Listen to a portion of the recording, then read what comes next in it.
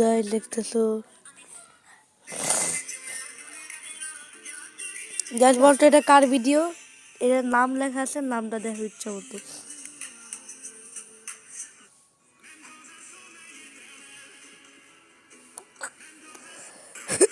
দেখো না,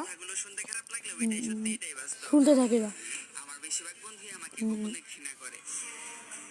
মূল কথা স্বার্থ ছাড়া কেউ কাউকে আপন মনে করে না। তো গালি হয়েছে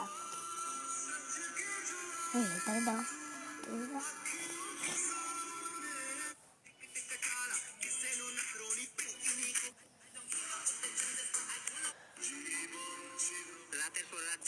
কত রায় পড়ছিস তোরা না?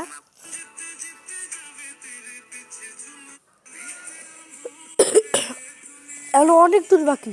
5 সেপ্টেম্বরের পরে হয়তো আম্মু বলবে কিরে এখন আর রাত জেগে খেলা দেখিস না যে, তখন চোখ ভরা পানি ও মুখে মুখে হাসি রেখে বলবো